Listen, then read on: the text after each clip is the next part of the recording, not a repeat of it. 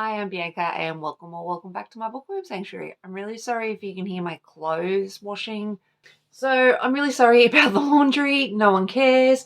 I wanted to talk about my top uh, October reads. So in October, I did reread a few books, but basically with the top books that I read for the month, two of them, three of them are new reads and two of them are rereads. But with the rereads, I guess we'll start off with Four Psychos. It's definitely a favorite. The whole series is a favorite, let's be honest.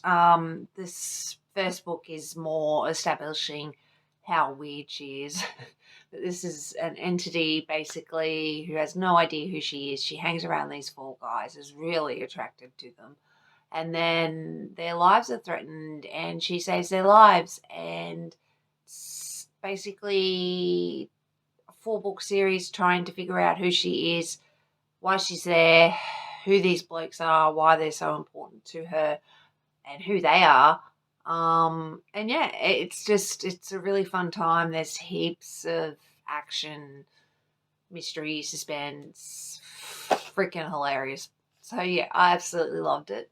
And then I wanted to recommend, or say, the next favourite of the month was Runner by Evie Mitchell. This is apocalyptic motorcycle club romance, MC. Basically, these group of women are living in a university after the world has more or less ended due to disease. It's very similar to COVID, so keep that in mind. So trigger warnings. Sort of dark. Basically, this group called the Purge are threatening the women, so they've got no choice but to ask for help for the local motorcycle club, who one of the girls actually has ties to. It's kind of insta love, but the way Ellie and Runner hook up is very insta lovey. They pretty much hook up the first night, but due to circumstances and them not really knowing each other, some problems are thrown their way, and the women are not quite sure if they can trust the men as much as the men say they can trust them. And women are a commodity, are very valued after everything has happened, because the disease has morphed a little bit, and basically any women surviving can't reproduce. But these ones obviously can. There's no surprise pregnancy so far, thank fuck for that, but I do really like this series. There's only 3 books in it so far, but Runner, absolutely love. Ellie is, she's got to make biofuel, and Runner is the treasurer from memory, which just basically means now he's just got to figure out how everybody's going to survive. But anyway, I really do love Runner. It's fantastic. I love Evie Mitchell. And then I wanted to mention The Takeover. I was really surprised with The Takeover, actually. I didn't think I'd like it. I didn't think I'd like it because I didn't like The Stopover. Surprised me. I do like it. It's single mum. Claire runs this business. Her husband left her and her boys after he passed away a few years ago, and she's attracted to Tristan when she first meets him, but is like, I'm not going to sell my company. It's my boy's company. I'm going to keep it. But unfortunately, it is struggling a lot, struggling really hard. And a few months after meeting Tristan, she goes to this conference for some relaxation. Tristan's there and they have a moment. And when they get back, Tristan wants to pursue things, understands she has children, but sort of thinks in his mind that these kids are a little younger than they actually are. When he meets them, he doesn't expect 3 teenage boys. One's more or less a man. I think one's 18, one's like 13 or something, one's like 11, something like that. They're all very quirky boys with their own issues, and their first introduction with Tristan is fucking hilarious. It is so funny. So I love, yeah, I really liked this. I just felt like I wanted just a tiny bit more though. I don't know what, but I did definitely want a little bit more. But I liked it. Like I really did. Tristan wanted nothing to do with her or her boys after meeting her boys. But obviously his mind changes and his whole attitude towards the boys changes a bit. But it's really funny how he establishes a relationship with the boys. And he understands that having a relationship with Claire's boys is very important. And yeah, look, I really enjoyed it. I really did. It totally surprised me. Then I wanted to mention Twisted Games. This is definitely up there as a favourite of the month. I do want to say it's slightly predictable though and slightly too long. But I do enjoy it. This Games is about Reese and Bridget. Bridget's the princess. Reese is the bodyguard. She's been studying in America, I think, for the last few years. And then suddenly, and she is second in line to the throne after her brother. Then her brother abdicates suddenly and she's thrown into the deep end and she's going to have to become queen. And there's this ancient archaic law that the country has. You know, she's only allowed to marry of noble blood. That's why the brother abdicated in the first place, because he fell in love with a flight attendant. So yeah, Bridget doesn't want to be queen, but she's also not going to flick it off. There's interesting things going on there with a cousin. I think his name, I can't remember his name actually. And Reese was interesting. It was very slow burn because you get a bit of it like from the first book, Twisted Lies, Love. I can't remember what the first book is called. Anyway, Anna and Ava and Alex.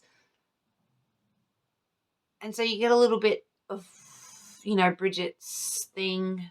I don't want to say why, but you know, I liked this. I did. I just felt it was a bit too long and slightly predictable. But it's a nice bodyguard princess thing. Predictable ending, but you know, meh. Then I wanted to mention Kennedy by Addison Jane. I really, really enjoyed this. It's definitely something that I don't usually read. I tend, I don't mind a darker romance. I just tend to avoid them these days because depending on my mental health status, a darker book can put me in a bit of a spiral. So I prefer to, read the lighter books or nothing too confronting on page. I don't really like reading any of that anymore. Been there, done that. Not interested in reading that sort of stuff anymore. But Kennedy is a motorcycle club romance, so it's definitely darker. Trigger warnings for this: for assault, for beatings, for mental anguish. Like, just Kennedy goes through the ringer. She really does. It's not fun.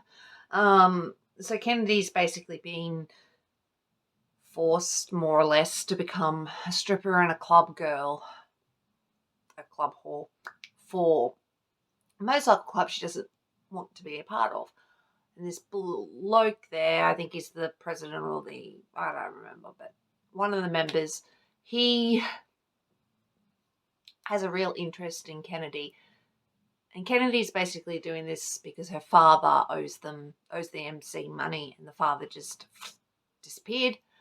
And the younger sister is like 17, and she really needs to help the sister. But the sister was like 13 when this all happened. So the motorcycle club was like, you do what we say you do, or we're going to sell your sister, or we're going to use your sister. She's a 13-year-old girl. So she had no choice. So Kennedy is really, really abused, beaten. And basically, the MC that she's a part of is slightly falling apart a bit. And they go into another MC's territory without asking permission or anything like that. So they're basically shitting on this other MC. So Repo comes in just to suss out douchebags are us and sees Kennedy there. Kennedy is like, mate, you don't want anything to do with these guys. Run, like, get lost. Before they realise that you're talking to me, like, no, they're not good blokes. So he's intrigued. Why is this beautiful woman warning me off when she's obviously abused? They're obviously douchebags. Didn't really sit well with him. But then she's forced to go into a club to try to get some information about the Repo's MC, and Repo pretty much decides straight away, more or less, that this is my woman, this is my property. I really, something about Kennedy floats my boat, seriously. So he's like, yep, Kennedy's mine. So he takes Kennedy, and then there's obviously some problems come back with her previous MC. There's a nice little thing. Anyway, I don't want to say, but I do like it. I really, really loved the little, I guess, twist at the end. And yeah, I loved it. I really did. So that was my top 5 books that I read in October. Hopefully you read some good books as well. And yeah, I'll catch you in the next one. Thanks, guys. Bye.